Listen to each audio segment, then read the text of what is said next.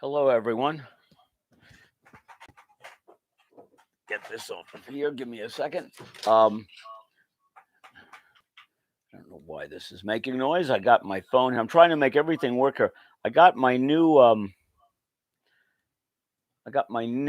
webcam, and I hope everything looks pretty good tonight. Okay. I want to talk about tonight. I want to start talking about technique. We've done a lot on rhythm, but we've got to start to get you interested in technique. Bought this book a long time ago, and actually a couple of years ago. It's very good. These are my notes for tonight. It's good. It's one of the few books that talks about actually the physical act of hitting keys, which is something that as a lot of students come in here, I realize nobody's ever told them how to do this. The other day, I was watching one of my students had started on her own. She started Furalese. She likes Furalese. And this is what I saw. It was all this. And man, we had to talk. We had to talk. First, let's talk about the hand a little bit. This is the hand, okay? And the other one looks like it, opposite, obviously. The hand's most comfortable position, if you hang it at your side, it kind of looks like that. It's a little curved. The finger's a little curved. I'll put it down for so you can see it. Kind of actually, the left hand would be better maybe, because you can it's kind of hanging there, and that's the way it's most comfortable on the keys, kind of like it's hanging at your side. Now, do we ever use fingers like this? Never. There are some nevers on the piano. We don't push a key down like that and push it hard and push it where I'm still pushing hard. We never do that. There's a whole bunch of nevers on the piano. Oh, here's one for pianists, for people that have heard about the piano or studied a little bit. We never cross a finger under. We never do a finger under. They write that all the time. We cross a finger under. We never do that. Think about it for a second. Why would I put a finger under and keep the other part of the hand here, the other part of the hand here, while the thumb is going under? You'd never do that. Doesn't make any sense. They confuse it with what we call a rotation. That kind of thing, where I'm moving the wrist off to the side. I read a book, Piano Notes by Charles Rosen, one of the best pianists of the 20th century, and who I met and spent an afternoon with, lovely guy, and excellent pianist, of course. And he was talking about Dino Lipati, and he said, Dino, another great Italian pianist, and he said that once Lipati said to a friend, I can't recall having passed my thumb under the other fingers in about 10 or 20 years now. And I laughed because he was obviously being facetious, but we just don't do it. Okay, so how do we hit keys? All right, that's the theme tonight, and I may not finish for a while.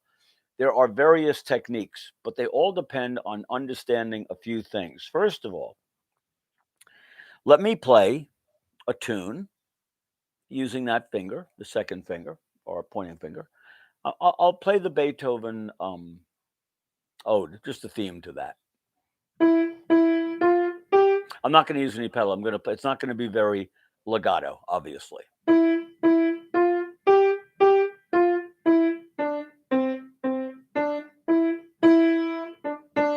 And of course, we want to observe all of the meter with the louder notes, the softer notes. Loud, soft, loud, soft, loud, soft, loud. So how am I hitting that key? This can take a while, believe it or not, to describe this. When I strike the key, I kind of get that finger a little more ready than the rest, a little bit more out in front, a little lower, I guess you could say. And when I hit it, I want you to watch the wrist after I strike it. You see the wrist here? It's kind of going down and coming back up. Sandor, who wrote the book, calls it a free fall, meaning you're dropping the weight of the arm, depending on how quickly you drop it and how much weight you drop on it. It could be very loud. But the bigger deal is I don't keep pushing it and exerting effort down. I stay on the key after it hits. and the whole mechanism here comes up. My finger is staying on the key. And that is what's called a free fall. You have to have at least that to do anything on the piano. And I am not using the finger this way.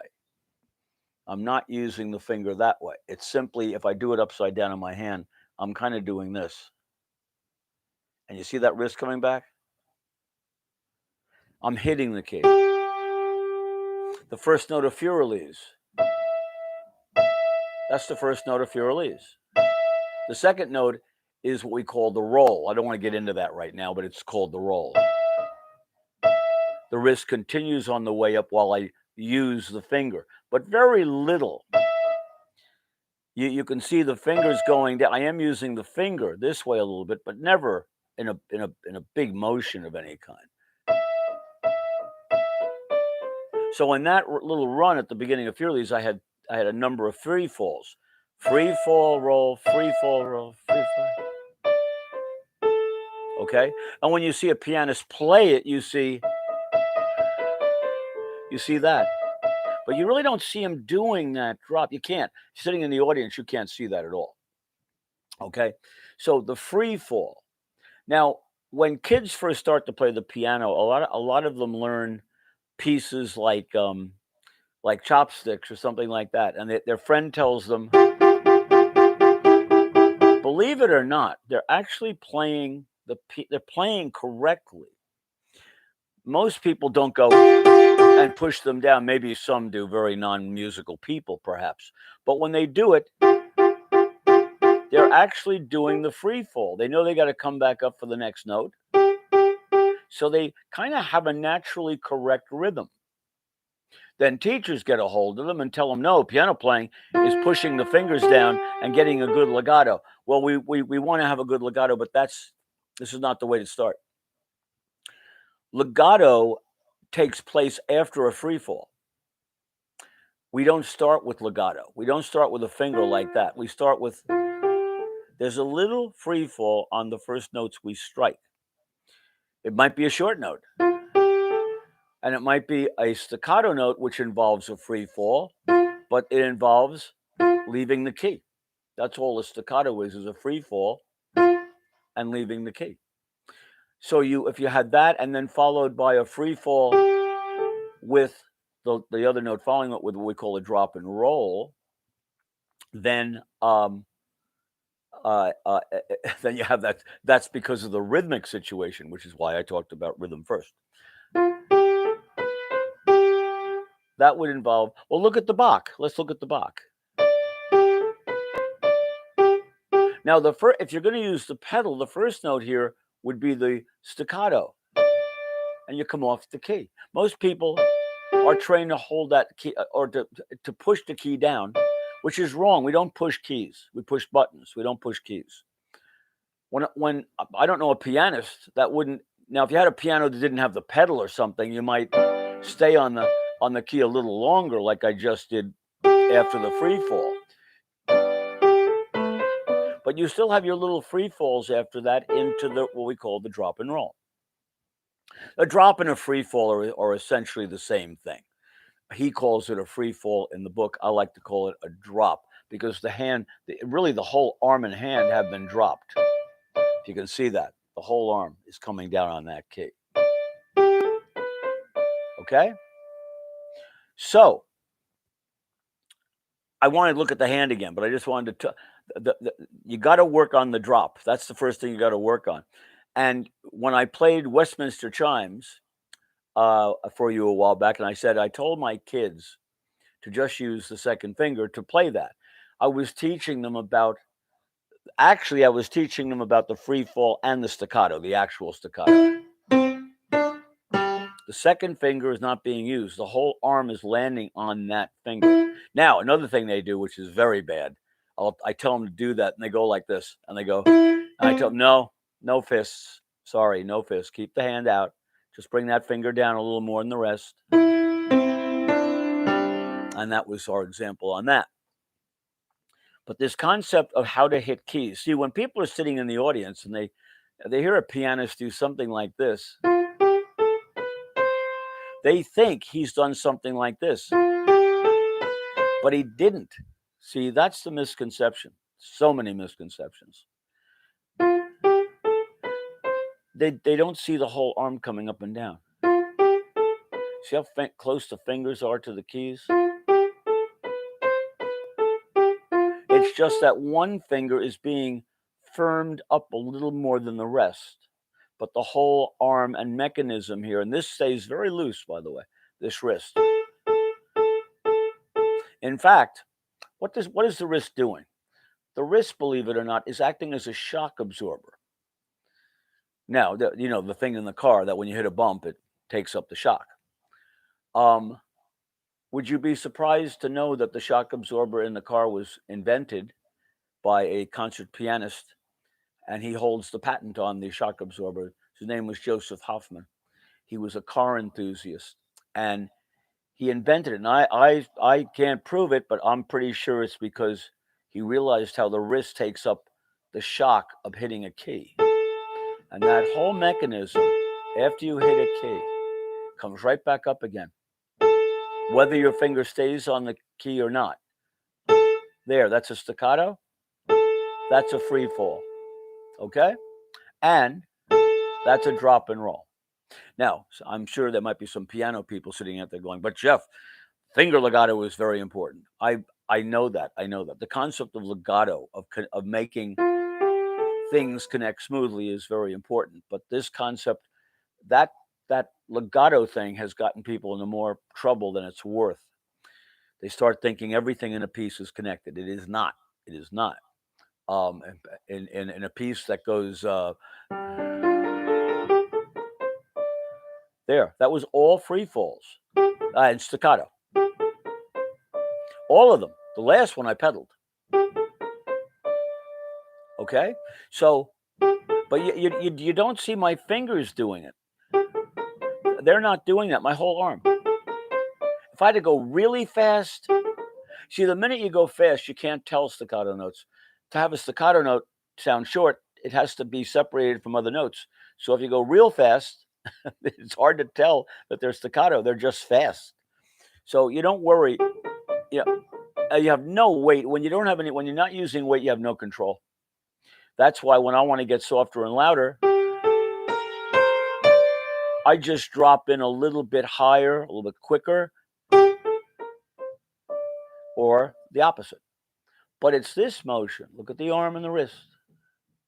It's all this motion right here. Can't stress that enough. All right?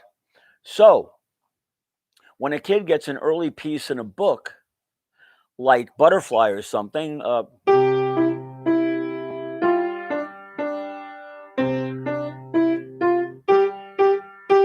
I teach him to play it that way, detached. I don't stress legato there, because you really don't need it. If I go at that tempo, I can do a lot with pedal to make it look more legato.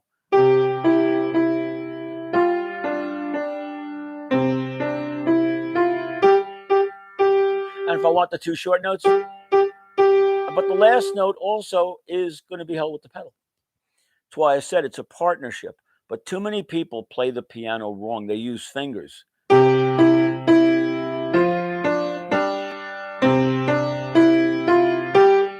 This is the way little kids look when they start. They look just like that.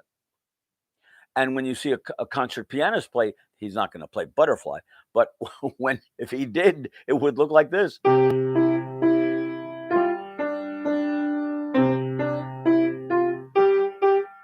He wouldn't have the fingers flying. They wouldn't be up. In fact, when I'm playing this finger, notice these other fingers are almost sitting on the keys. The whole game of anything physical, I've heard tennis players tell me this, golf players tell me this. Relax. Don't waste energy. All efficiency. Want to play a note louder? Come down a little bit higher and use a little bit more weight. Want to play it softer? Come down a little bit closer and without a lot of weight. And you can get it. But it's here. It's not the finger. And all of this is where they're louder and what technique you use, as you know from everything up to now with this broadcast. is based on rhythm, articulation and rhythm. So I just had a student doing that the other day, the butterfly thing, and it's funny. He's only 7 years old, but he's starting to get the idea. You know, when I first asked him, and any kid that age, to play 1, 2, 3, 4, 5, which we'll talk about that hand again in a second, they all look like this. Okay, they all look like that, and it's funny. I realize I've got my work cut out for me. But getting the kids to stay close and to get fingers ready and to just use this whole idea of drop. It's the only thing I wanted to cover tonight with this. We're going to talk about rotations. We're going to talk about thrusts. We're going to talk about, well, I said rotations, thrusts, drop and roll. We had a little drop and roll tonight. Every part of a piece that we learn is an exercise. It's one of these things. And you can't separate one from another. You can have when I do this, there's a little rotation in the wrist while I'm playing that scale. So you can't separate that. You can't separate the rotation from the drop or the drop and roll. Okay? So, and I'm going to start tying this in with actual pieces so we can get a handle on what you do to strengthen these concepts. I want to look at the hand again because we have a little bit of time left here. I really don't know how much. I think I was a little late tonight. If you look at the hand for a minute, the hand likes to be like this or like this or like that or even that. Okay. And I'm not saying we cross under or anything, but it's comfortable that way. These guys like to be together. Okay. They can't always be together. Let me play a bunch of notes here. You can see fairly clearly with the one of the reasons. I told you it's my new camera. I want to bring it in. I can kind of see what I'm doing now. I have an extra screen, so I can really do some cool stuff with this. Kids, it's a little higher than I thought. Okay, that's fine. That's fine. When we play 3 keys like this, and again, you can get those 3 fingers ready and drop. Just drop. Drop them in. A lot of people, they don't want to get these 2 fingers down, so they kind of hold them way up in the air. That's another thing that kids will get used to. If you notice, I'm hitting it and these 2 fingers are kind of laying on the keys. That takes a little time to get used to. But anyway, so when I do this, or I give a kid a piece, something that has that in it, and I say, now instead of the G, play the A, he has a tendency to do this. But that's not a standard place for the hand based on where it's comfortable. If we look for a minute and I say, play these 2 and put the hand in its comfortable position, which is like that. And we get these over here. The 2 wants to play that. The thumb is happy to be anywhere down here, as long as, however big your hand is. So that's comfortable. And that's comfortable, that's comfortable, that's comfortable. Now, the minute we have to start to spread these fingers apart, it gets a little more unnatural. That doesn't mean we don't do it. Of course, we do it. Okay? But if you had to play these notes, a lot of kids go, oh, I use 1, 3, 5 because 2 will be here, be all evenly spaced out. And that's not true. The hand is much more comfortable here, if you can reach that. So a lot of people can't reach that. But if you can reach this, that's comfortable. Because these fingers are close together in a comfortable manner. So understand that about the hand. It likes to be like this. It likes to be like this. It likes to be curled, like curling up in bed at night. It likes to be curled, which is why you see the hands on keys this way, not this way with the wrist way up high, although you can't see that as well now because I changed the camera. Not way up high like this, but down here, not low, not too low. I have kids that come in, they lean on this board. No good. Nix on that. So, where's there a real comfortable place for the hand? That's a very comfortable place for the hand. Now, that's finger legato. And do you have to develop a decent finger legato? Of course. Of course. Most kids, when they first start learning a finger legato, is they do this, and they hold everybody down.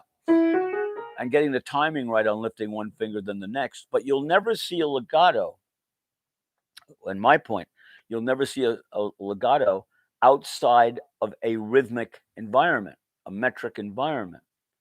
Let's take those notes. Okay, let me give you a couple of rhythm environments. Those are threes. 1, 2, 3, 1, 2, 3, 1, 2, 3, 1. And those end up being drops and rolls. I'll do it in 4. Certainly that one seems like it was made for that. There's the threes again. What about 5? And you can hear me re-hitting those louder notes. So these notes and these fingers, they can create a legato. But the legato better fit the meter. And when it does, you have notes, you have places you're coming off the keys to strike again with, what are we going to strike with again? The drop. The other notes are part of a roll. Drop, roll, drop, roll, drop, roll, drop, roll, or drop, drop, drop, roll, drop, roll. So this is the thing you got to watch out for. All these techniques have to be working with within the meter, and that's why I say the meter tells you again how to play it, and of course the articulations can have an effect over that also. For example, your 5 might be 2 plus 3, that kind of thing, where you have to go da da da da da da da da da da da da da da da da. So all works with the rhythm. That's why we had to start with that. Anyway, it looks like Mr. Clock has run its course. Tomorrow night, I think we're going to concentrate on the drop and roll. That's a big subject. Perhaps we'll add in the concept of the thrust, because people can confuse the drop with the thrust. It looks a little bit the same, but the thrust is a different animal. The drop is this, the thrust is that. So look forward to that, and we'll talk then. When words fail, music speaks. See you tomorrow.